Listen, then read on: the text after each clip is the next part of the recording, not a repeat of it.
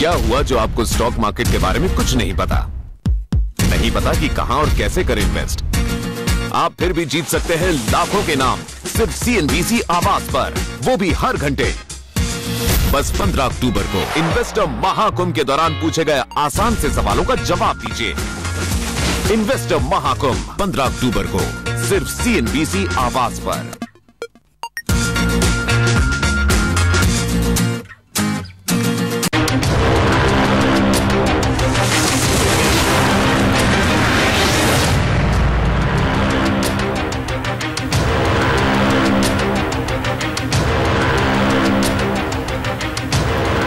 नमस्कार, CNBC आवाज के इन्वेस्टर महाकुंभ में एक बार फिर से आप सबका स्वागत है। ऐसा नहीं कि इन्वेस्टर महाकुंभ ने हमने सिर्फ निवेशकों का ध्यान रखा है। जी हाँ, ट्रेडर्स के लिए भी यहाँ पर कमाई के ढेर सारे मौके हैं। और शेयर बाजार में अगर आप वॉल्यूम्स पर नजर डालें तो आपको देखिएगा कि सबसे ज्यादा कारोबार होता है फ्यूचर्स एंड ऑप्शंस मार्केट में। जी हाँ, ये वही बाजार है जहां पर निवेशक कीमत का एक छोटा हिस्सा चुकाकर बड़ा मुनाफा कमाना चाहते हैं, लेकिन जितना फायदा उतनी ही ज्यादा रिस्क भी है, खतरे भी हैं इस बाजार में। ऐसे में बड़ा सवाल ये कि फ्यूचर्स एंड ऑप्शंस मार्केट में पैसा बनाने का फॉर्मूला क्या है और इस बाजार में आप नुकसान कैसे कम से कम करें और अपने मुनाफे को कैसे ज्यादा से ज्यादा बढ़ाएं, इस बात पर हम खास चर्चा करेंगे। और हमारे साथ जुड़ रहे हैं दो खास एक्सपर्ट्स जो बताएंगे आपको पूरी रणनीति। हमारे साथ हेमंत ठुकराल जुड़ रहे हैं और साथ ही सिद्धार्थ भामरे भी। लेकिन इसके अलावा ग्लोबल मार्केट्स आजकल काफी वोलेटाइल हो चुके हैं और भारतीय बाजार में सारे ट्रेडर्स इन्वेस्टर्स हर वक्त ग्लोबल मार्केट्स पर अपनी नजर बनाते हैं। तो ऐसे में ग्लोबल मार्केट्स की उठापटक के बीच में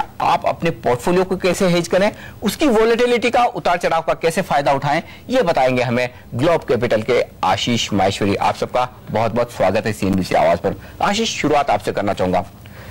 एक ट्रेडर वायदा कारोबार में निफ्टी फ्यूचर्स की एक पोजीशन बनाता है। वो समझता है कि मेरा बाजार पर, हिंदुस्तान के बाजारों पर तेजी या मंदी का नजरिया, लेकिन होता है कि रात को जब सोए तब तो डाउ फ्यूचर्स 70-100 पॉइंट ऊपर था और उठे तब 100 पॉइंट नीचे नजर आता है। तो ये डाउ फ्यूचर सारी कैलकुलेशन बिगाड़ देता है। तो ऐसे में मेरा जो भारतीय बाजारों पर व्यू है, जो मैंने फ्यूचर्स में पोजीशन बनाई है, उसे किस तरह से हेज करूं? जी, बहुत एक गंभीर समस्या है इनफैक्ट ट्रेडर्स के सामने। और पिछले यदि 1-1.5 साल का भी आप समय देखें तो ट्रेडर्स ने कोई बहुत ज्यादा पैसा भारतीय बाजारों में और ये फ्यूचर्स ट्रेडिंग करके बनाया नहीं।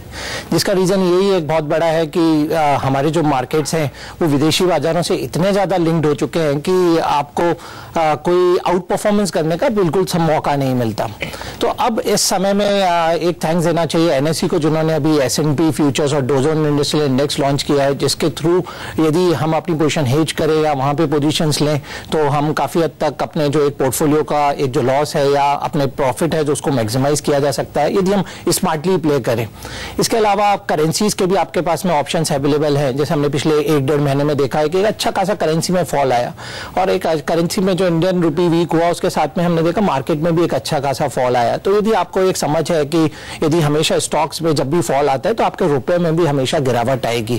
तो यदि आप कहीं किसी पोजीशन में ट्रैप हो गए हैं तो आप हमेशा US डॉलर को खरीद सकते हैं और अपने पोर्टफोलियो को हेज कर सकते हैं।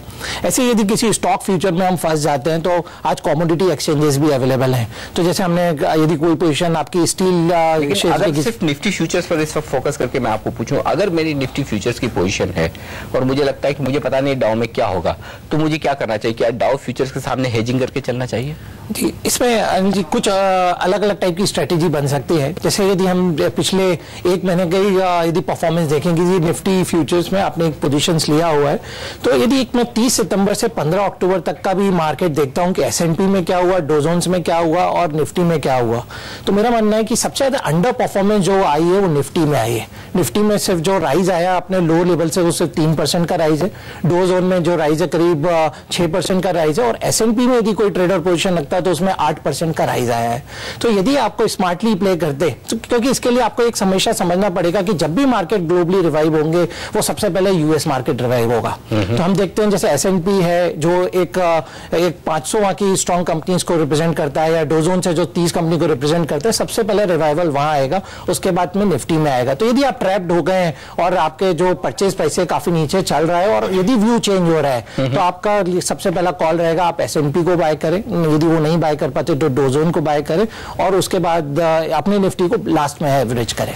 सिद्धार्थ, आपसे भी समझना चाहूंगा, एफएनओ मार्केट में सबसे ज्यादा तेजी से पैसा बनता है, इस तरह की धारणा है कम से कम बाजार में। किस तरह के रिस्क हैं यहाँ पर इस मार्केट में और किस तरह के रिटर्न्स की अपेक्षा करनी चाहिए एक एवरेज इन्वेस्टर को? ये सही बात है कि एफएनओ में पैसा जल्दी बन सकता है, क्योंकि आप लीवरेज ले रहे हो, जैसे कम कीमत देके आप ज्यादा एक्सपोजर ले रहे हो एफएनओ मार्केट में। लेकिन सिर्फ फायदा नहीं देखना चाहिए, जितना फास्ट इसमें फायदा हो सकता है उतनी ही तेजी से इसमें नुकसान भी हो सकता है। ये लीवरेज चीज ऐसी है कि जो आपको कम टाइम में या तो 100% प्लस प्रॉफिट दिखा सकती है या आपका पूरा पैसा भी जा सकता है।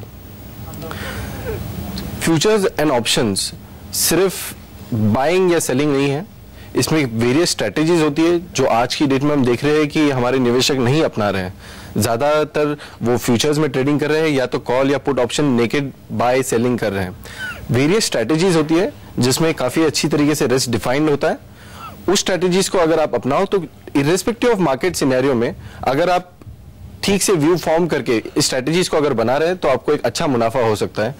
लीवरेज की तरफ ध्यान ना दें और मोर स्ट्रेटेजीज की तरफ अगर करें जो इतनी एक्साइटिंग नहीं होती है जितना फ्यूचर्स में ट्रेडिंग होता है, उसमें काफी अच्छा पैसा बन सकता है इस मार्केट में। हेमंत, किस तरह की वो स्ट्रेटजीज हो सकती हैं जिस पर अगर निवेशक ध्यान दे तो पैसा बन सकता है ऐसे मार्केट में? क्योंकि हमने देखा है जो वॉल्यूम हो रहा है वो तो एफएनओ में ही हो रहा है। देखिए, जैसे मैं अगर पहले सवाल की तरफ चलूं कि अगर आपको फ्यूचर का पोजीशन आपने लिया है और आपको डाउ जोन्स की तो थोड़ा सा हेज करके चलना है, तो उसमें दो तरह की आप आराम से स्ट्रैटेजी बना सकते हैं। या तो आप जाते हुए निफ्टी के अगेंस्ट एक कॉल बेच के जा सकते हैं ताकि एक 50-100 पॉइंट का अगर झटका भी लगता है अर्ली मॉर्निंग तो आप उसको सह सकते हैं, या उसके सामने एटलीस्ट एक पुट लेकर जा सकते हैं जो आपको काफी हद तक निचले स्तरों की तरफ से आपको हेज कर सकती है। तो इस तरह से आप ऑप्शंस का प्रयोग शुरुआत में अगर करेंगे विद बेसिक स्ट्रैटेजी, जैसे एक फ्यूचर के आगे कॉल बेच लिया या उसी फ्यूचर के आगे पुट ले लिया, क्योंकि निफ्टी में ही सबसे ज्यादा लिक्विडिटी है ऑप्शंस के अंदर, तो मेरे ख्याल ये स्ट्रैटेजीज आप निफ्टी से शुरू कीजिए क्योंकि मार्जिन भी कम लगता है और थोड़ा प्रैक्टिकल एक्सपीरियंस भी ज्यादा हो सकता है। तो मेरे ख्याल अगर ये बेसिक स्ट्रैटेजीज से भी शुरू करेंगे तो मेरे ख्याल काफी हद तक लॉस से बच सकते हैं और मुनाफा होने के चांसेस बढ़ सकते हैं। चलिए अपने विशेषज्ञों से पूछेंगे इस ब्रेक के बाद कि किस तरह की स्ट्रैटेजीज आपको बनानी चाहिए बाजार में मोटा पैसा बनाने के लिए। लेकिन आपको बता दें कि इन्वेस्टर महाकुंभ के दौरान भी आप अच्छा खासी कमाई कर सकते हैं। हम आपको हर घंटे एक आसान सा सवाल पूछ रहे हैं और अगर आप इस आसान सवाल का जवाब देंगे तो हम आपको देंगे 75,000 रुपए के सोने के सिक्के हर घंटे। जी हाँ, तो इस घंटे का सवाल नोट करना ना भूलें। हमारा सवाल है आपसे कि पूंजी जुटाने के लिए कंपनी क्या लाती है। पहला विकल्प है आपके पास बीपीओ, दूसरा विकल्प है पीसीओ और तीसरा विकल्प है आईपीओ। जवाब भेजने के लिए आप अपने मोबाइल फोन के मैसेज बॉक्स में जाइए, टाइप करिए IMK4 और स्पेस देकर लिखिए A, B या C। इन तीनों विकल्पों को आप हमें भेज सकते हैं और आपको जो नंबर है वो टाइप करना है 51818 पर। एक छोटा सा ब्रेक लेकर अभी लौट कर आते हैं।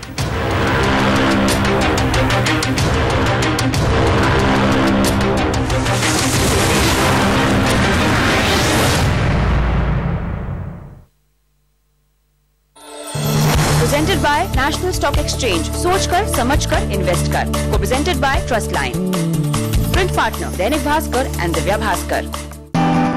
I see through you, my eyes are reaching far. I am wide-eyed and by your side, all by your side. Enjoy unmatched lifelike experience with highest number of Asli HD channels. Videocon D2H, digital entertainment services.